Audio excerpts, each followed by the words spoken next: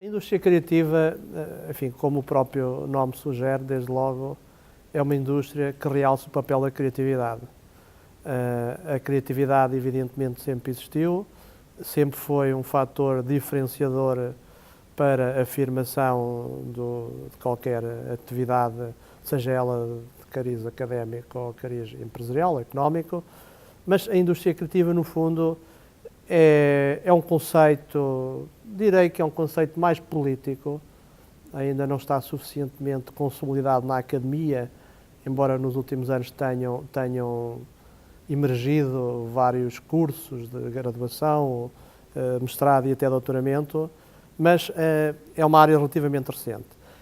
Portanto, a indústria criativa, no fundo, como a própria palavra sugere, trata-se de, digamos, produzir um conjunto de conhecimento, desde a perspectiva, digamos, simbólica, económica, académica e empresarial, sobre setores onde a criatividade tem um papel fundamental, como a mídia, como as artes, a música, a própria publicidade, o design. Depois há aqui algumas áreas que de alguma forma entram de alguma forma se relacionam com a indústria criativa, que é o turismo, sobretudo pela via do património cultural, a própria gastronomia, pelo património imaterial.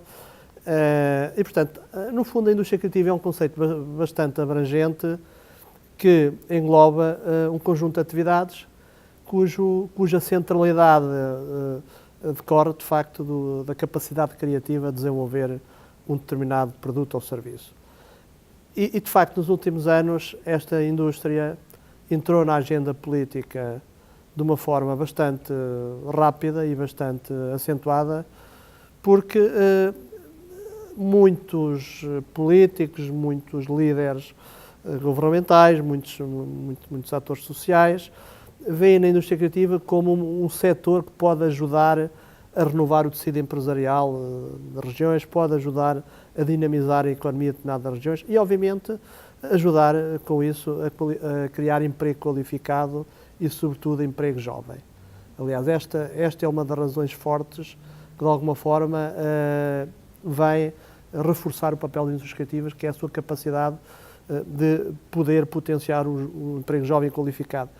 E se nós virmos, a indústria criativa, habitualmente, digamos, quem trabalha nestas indústrias criativas, habitualmente são pessoas com um nível médio de qualificação superior a outras atividades e com uma idade, digamos, etária relativamente mais jovem. Há um conjunto de políticas que podem ajudar, de facto, a incentivar ou induzir o desenvolvimento da indústria criativa. E, pronto, e depois há um papel importante das universidades, que é aquilo que eu falei há bocado. Não basta criar uma boa peça de teatro, não basta criar um bom jornal, um bom conteúdo jornalístico, não basta ser muito criativo do ponto de vista da concepção do anúncio de publicidade. De facto, temos de ser capazes de depois perceber o público, a audiência, como é que vamos comercializar esse produto, esse serviço. Porque é importante ter essa visão empresarial. Os produtores culturais, isso está identificado um bocado por todo o mundo, normalmente um déficit de formação que têm são muito criativos na parte da produção, mas depois a vertente empresarial fica um bocado, digamos, deficitária. E, de facto, é importante ajudar os pequenos empreendedores, ou os microempreendedores, como vocês dizem aqui no Brasil, obviamente não só estes, mas sobretudo estes, digamos, também desenvolver competências empresariais, porque a própria sociedade está a transformar-se, infelizmente, ou felizmente, depende das oportunidades que cada um encontra. Hoje, os jovens, vocês, tendem muito a ser aquilo que dizia já um especialista em inglês, um professor em inglês, que é o Charles Andrew, já dizia na década de 80, uma coisa que se vai tornar uma realidade no futuro, vamos ter todos trabalhador portfólio. O que é o trabalhador portfólio? No fundo, não é muito diferente desta ideia do freelancer, que é, digamos, ter que desenvolver competências para trabalhar em várias áreas, não é? Portanto, é o que os freelancers fazem hoje.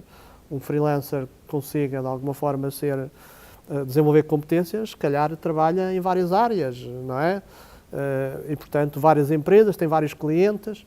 Portanto, isto é o trabalhador portfólio. Todos nós estamos a caminhar de uma forma mais direta ou indireta para isso. Claro que isso tem aspectos estimulantes e tem outros aspectos preocupantes, que é alguma instabilidade do ponto de vista do emprego. Pronto, depois pode haver, quem for bem sucedido pode conseguir ter um bom nível de vida e alguma autonomia. Porque também há aqui uma coisa importante, que é das novas gerações, que vocês são exemplo, a geração milenial já não tem muita paciência para, digamos, ter aqueles empregos de rotina 9, 7, 19 ou 8, 18, já às 8 horas por dia, já não tem muito essa paciência para isso, portanto, e de facto, e as indústrias criativas normalmente, nas indústrias criativas normalmente isto é mais visível. Porquê? Porque como as pessoas têm tendência a ter uma formação superior, também exigem mais autonomia do seu trabalho. Portanto, este é o grande desafio das organizações, que é, por um lado, aproveitar esta geração milenial que tem um nível de qualificação, digamos, superior ao que havia no passado, mas, por outro lado, tem outros desafios, que é como conseguimos criar ambientes de trabalho que potenciem essa criatividade, pronto, e que as pessoas não se sintam, digamos, num ambiente claustrofóbico, de organizações rígidas, de organizações pesadas, que não conseguem, no fundo, expressar a sua opinião, o seu talento, as suas capacidades. Isso também, de alguma forma, leva a que os jovens hoje, de alguma forma, também aceitem ser microempreendedores e procurar, digamos, um emprego por conta própria. Por exemplo, em Portugal, há pouco tempo, fez um estudo em que se tentou perceber quais eram as ambições dos jovens. Ao contrário, esse estudo já tinha sido feito há 10 anos. Os jovens queriam ir trabalhar para a banca, para as empresas de telecomunicações. Hoje em dia, não. Os jovens, hoje em dia, querem ter o seu próprio negócio. Portanto, mudou completamente, em 10 anos, mudou completamente a atitude dos jovens perante, portanto, no fundo é isso, é querer, digamos, tentar desenhar o seu destino. Portanto, existem muitos exemplos, eu vou dar um mero exemplo em Portugal, a indústria do calçado portuguesa, vocês chamam, como é que vocês aqui chamam, calçadista, não é? A indústria calçadista, não é? A indústria do calçado portuguesa sempre foi uma indústria mais ou menos interessante, mas, digamos, em 2004 foi eleita como a melhor indústria do calçado da Europa. E porquê é que foi eleita? Porque realmente incorporou mais design. Já se produzia calçado com bastante qualidade em Portugal, mas o design não era propriamente muito sofisticado. Portanto, e com a incorporação do design nessas indústrias, digamos, o aspecto estético, se quiserem, melhorou substancialmente e tornou-se, hoje o calçado português, que era um calçado barato, subiu na cadeia de valor. E hoje é dos calçados mais caros da Europa. É importante, de facto, as políticas públicas, pelo menos numa fase inicial, apoiarem a dinamização. E claro que o objetivo aqui sempre é tentar exportar, porque um dos critérios de valorização de todos estes projetos é como é que eles podem contribuir para dinamizar a exportação. Não é? Porque, no fundo, é disso que se trata, é também tentar que as empresas, que os países sejam capazes de exportar os seus bens ou serviços. E a indústria criativa, um país que consegue exportar a sua cultura, a sua criatividade, digamos, é um país que vai atingir mais reputação e depois isso vai se manifestar noutros setores da atividade económica, porque é um produto que qualifica um país, não é? E de que forma nós, estudantes da área de comunicação, podemos empreender nessa área? Os mídias têm um papel fundamental nesta área, para já, desde logo, é um dos principais setores da indústria criativa, não é? Portanto, depois a indústria criativa só é importante se conseguir comunicar com o mercado, se conseguir comunicar com os seus públicos. Pronto, e a mídia, por um lado, tem um duplo papel aí, que é ajudar a comunicar a importância da indústria criativa, e por outro lado, tem outro papel, que é, enquanto indústria criativa, tentar desenvolver modelos de negócio, tentar desenvolver projetos que realmente sejam apreciados pela sociedade. Quer dizer, é claro que hoje os mídias vivem uma crise muito, muito grande e que infelizmente não é conjuntural, é mesmo uma crise estrutural, portanto há mudanças substanciais e ainda não há um modelo de negócio que se possa identificar como o modelo de negócio do futuro. Nós sabemos claramente que não se pode, o modelo de negócio dos mídias tem que conciliar o digital com o físico. Portanto, essa lição penso que já se aprendeu. Aliás, vocês têm um conceito aqui no Brasil interessante, que é o negócio fisital, que é o negócio físico e o negócio virtual, ou atividade física e atividade virtual.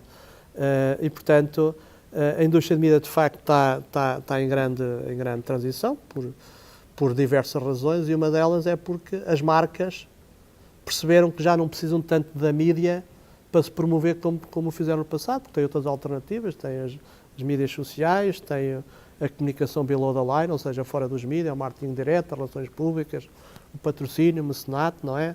Os próprios eventos, não é? Os próprios eventos tornaram-se como uma técnica de comunicação fundamental. E porquê é que se tornaram uma técnica de comunicação fundamental? Precisamente porque as marcas cada vez mais procuram associar-se aos seus clientes momentos e experiências positivas. Isso explica em parte porque é que hoje vocês veem grandes shows, grandes concertos de música, que mais do que não são apenas shows musicais, são projetos de comunicação. O Rock in Rio é um projeto de comunicação, não é? Onde estão um conjunto de marcas expostas. E porquê é que isso é possível? Porque os patrocinadores perceberam que todo aquele espaço pode gerar uma dinâmica de comunicação para as suas marcas muito mais importante do que o investimento na mídia clássica. Portanto, por outro lado, digamos, também há aqui alterações substanciais. Isto é muito visível na música, porque o modelo de negócio da música também se mudou completamente, não é? Porque de antes, por exemplo, os artistas da música de antes ganhavam mais dinheiro com os royalties dos discos que vendiam, não é? Isso mudou, porque hoje vocês vão ao Spotify ou outra plataforma, digamos, e têm acesso às músicas quase gratuitamente.